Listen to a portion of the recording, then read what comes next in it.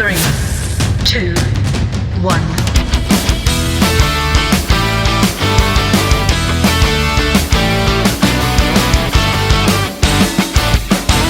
I have a quote that I want to start my talk with this morning, and it's from a book called Love and Law, a great book by Ernest Holmes. And he writes, in metaphysics, as in everything else, we are dealing with a proposition, which is the substance of things which are not seen by physical eye. The human eye only sees things which are effect. The human hand touches only that which is effect. And we are very apt to say these things are controlled by law. That is true. Everything must be governed by law. Law controls everything absolutely. But we are not as apt to realize that the law itself is an effect. The law itself, the law of being, the law of the universe, the law of attraction, whatever you want to call it, is an effect in itself. It's affected upon. See how we see things, what our perspective is, our perception is, becomes the degree in which we are affected by those things that happen around us, those things that seemingly happen to us.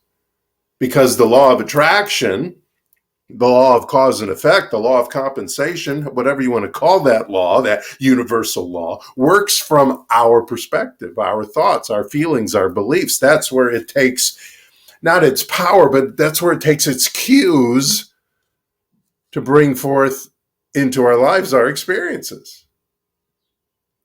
You see, what we are searching for is what we are searching with, that power and presence. Like here. You can't see it's a little low on the screen there, but the eye with which we see God is the same eye with which it sees us. And I'm not talking about the cornea type eyes, but that third eye, that inner eye. Some call it the sixth chakra or energy center of the body, but it sits in this area right between your eyes. And behind there, a little further back into your head, is the pineal gland. Now that's quite a fascinating thing going on in your brain through the pineal gland. In ancient Egypt, the pineal gland was known as the seat of the spirit or the soul. They used the third eye, as it's called, as a route to higher awareness and consciousness. The Buddhists related it to spiritual awakening. And the Hindus connected this third eye to a representation of intuition and clairvoyance. This gland that I'm talking about, they have found now in science that it secretes melatonin. That's the sleep hormone that is in response to the light-dark cycle that's going on every day, of course. It controls our body temperature, our hunger, our thirst, our fatigue or not having fatigue. Like I said, our sleep and our circadian rhythms, which are so important for us to keep balanced.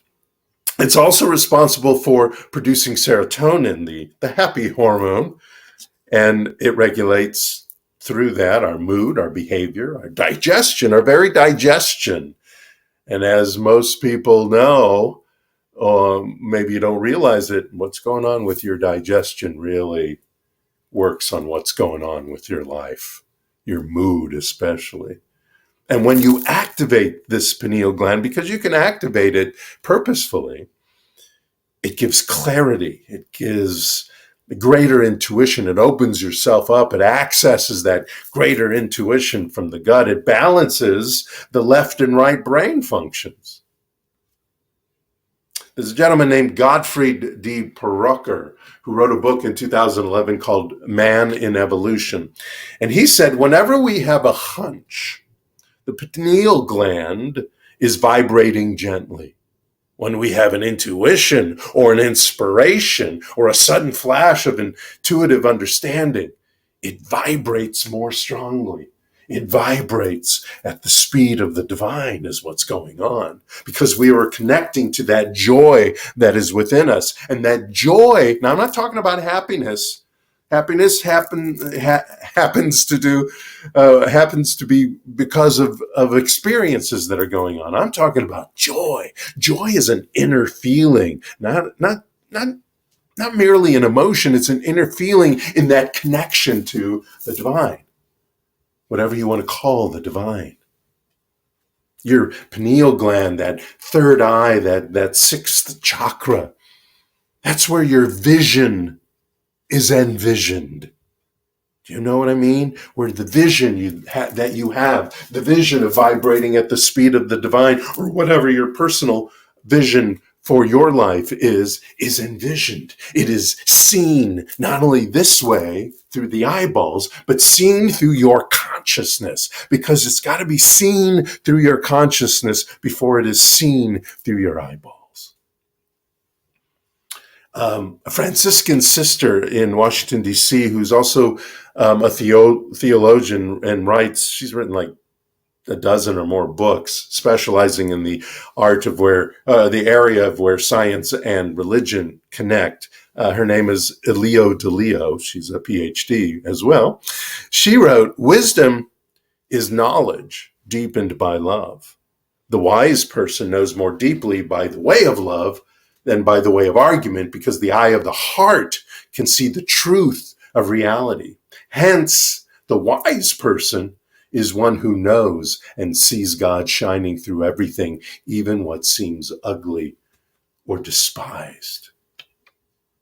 We have to remember God is in everything, sorrow or happiness. The joy, remember, the joy is in the connection, in the communion with this divine presence, with the power and presence of the universe. The joy is in the experience, which could be happiness or sorrow, and or the lesson that is learned. Maybe not at that very second that it is happening, but eventually a lesson is learned so that we can stay away from that sorrow or increase more of that happiness in that experience.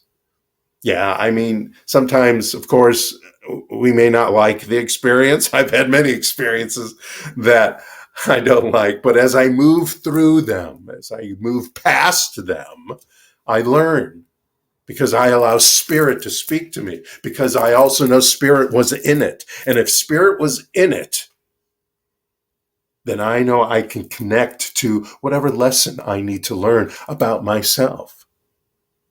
Being in that situation that brought on, especially in this case, a negative experience, but in both experiences, I want to increase these experiences that bring happiness in my life, or affluence, or all that wonderful positive stuff. But I also want to learn at the same time negative experiences that show up, what I can do to avoid those consciously, or even in a practical sense, know not to be in that situation, know not to be in that place again.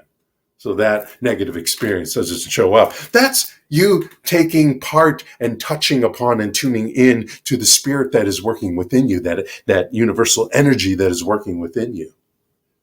I see God in everything, positive or negative, because it is. Dr. Martin Luther King wrote, "We must see that force begets force, hate begets hate, toughness begets toughness. And it is all a descending spiral, ultimately ending in destruction for all and everybody." Somebody must have sense enough and morality enough to cut off the chain of hate and the chain of evil in the universe, and you do that by love. You do that by connecting to the divine that is within you. You do that by vibrating, meaning everything that's going on in your mind and your body and the actions you take is vibrating at the speed of the divine, at the connection and communion with the universe. When you are in that, you don't step into negative things. You don't activate negative things in yourself when you're working through this vision. We control what we think, feel, say, and do. We have control over it. Our job in this great power of having control over what we think, feel, and do and say, is to optimize that control.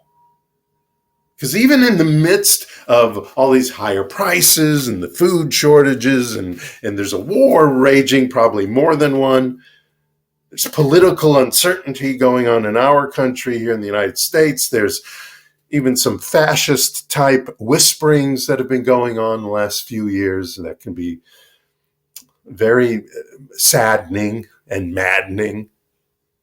But will you see life? Will you see, even through all that stuff, will you see life as a struggle and full of unloving people? And I know there are some unloving people out there. I get it. I see it. I've experienced it. But do you see disappointments and desperation and hate and negative inevitability? Do you believe that is inevitable? Or do you see lessons and possibilities that inspire you to take an active part in deterring all that negativity that we are seeing going on? Yeah, you have to take action, of course. But that action starts in envisioning exactly what it is you have decided you want to have in this life. A food shortage that affects you, yes or no? Higher prices that mess up your life, yes or no? You get to decide.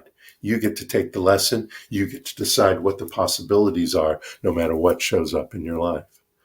So what is your vision of beauty? Will it be full of false beliefs? Or are you going to engage in the truth? You're going to engage in the truth of the divine presence, the divine power is within you right here and now. And yeah, stuff's going to go on out there that's not going to be fun.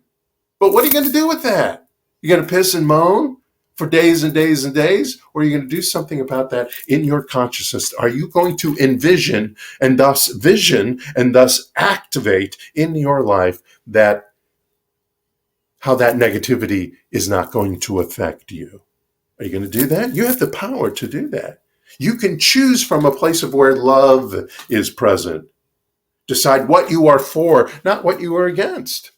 Yeah, I totally get that. You are against higher prices. You are against food shortages. You are against this, the United States, at least seemingly, if not practically, becoming a little bit fascist or a lot of bit fascist. Yeah, of course.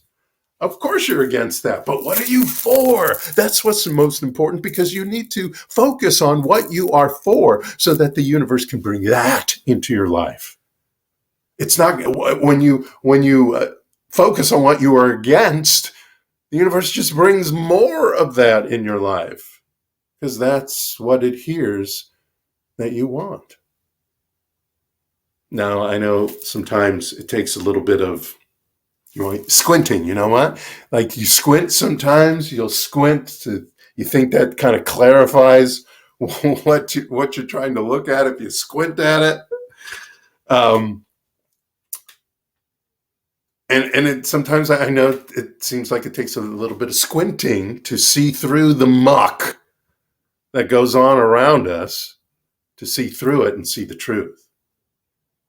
But don't squint to see clarity. Because when you squint, that lessens the illumination of light. That brings less light, actually, into your eyes.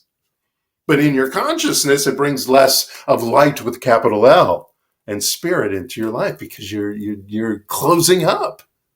It dries up your true perception, just like how squinting dries up the moisture in your eyeballs. It actually even blinds you to that which leads to enlightenment. You're not going to catch enlightenment by squinting at it. Open those eyes, my friends. Open those eyes, both inward and outward. Open them wide. See the obstructions. Go ahead, look at them. Look at them in the face. What did Steve said? Be a spiritual Hercules. Look at them right in there. See the obstructions that are happening in your perceptions. I have to do that. I have to go, well, wait. How did this show up in my life? What's my perception in life that made that show up or allow that to show up? Is it from my history somehow, or maybe I'm buying into some supposed DNA inevitability. Now, remove that. That's junk. You are not bound by your history. You are not bound by some DNA thing. As Helen Keller said, the only thing worse than being blind is having sight and no vision. You have to have vision. What's your vision? What's your vision? Is your vision to raise hell and rise above anything that gets in your way? Is that your vision? What's your vision? You have to decide what your vision is. You can base it off of this. Have at it. But it's got to get personal. Jung said your vision will become clear only when you look into your heart. Who looks outside dreams. Who looks inside awakens.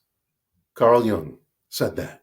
Look inside. That's where you awaken from the inside. Not hanging out with what's going on out there. Hanging out with what's going on in here. Focus on what you want. I'm going to say it again. Focus on what you want. Did you hear it? Focus on what you want. Focus on, let's get rid of the want. Focus on what you have decided is going to be. Focus on what you have decided is going to be. You shouldn't have to squint to see it clearly. You just have to feel it. You have to visualize it. You have to imagine it. You have to envision it using your insight, not your eyesight. Your insight, not your eyesight. Again, Meister Eckhart, Catholic mystic from the Middle Ages, loved this quote: "The eye through which I see God is the same eye through which God sees me. My eye and God's eye are one eye, one seeing, one knowing, one love." You can change that word God to whatever word pleases you, whatever word works for you.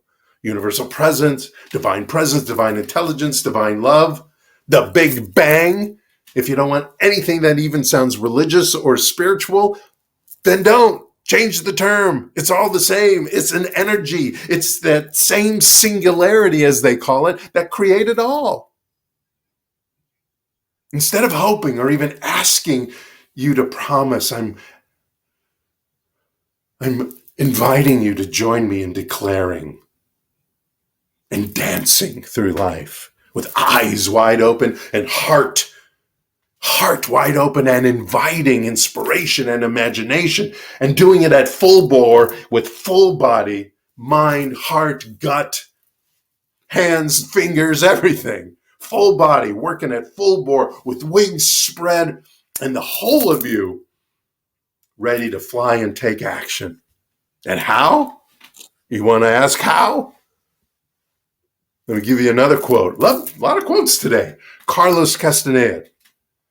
Now, I know there's some controversy in Carlos, especially later in his life, but he wrote some really great things, and here's one of them. In the universe, there is an immeasurable, indescribable force, which shamans call intent, and absolutely everything that exists in the entire cosmos is attached to intent by a connecting link. What's the connecting link? Your mind and your heart. Not just your brain, but your mind. Your mind is everything. Your mind is consciousness. Your mind is that connection to the vision and the knowing that you are part of that one power in the universe. When you open your mind and heart, you let your imagination flow, and the inspiration will start chiming in.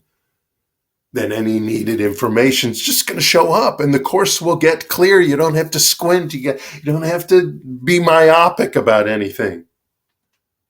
As Ralph Waldo Emerson said, within man is the soul of the whole, the wise silence, the universal beauty to which every part and particle is equally related, the eternal one.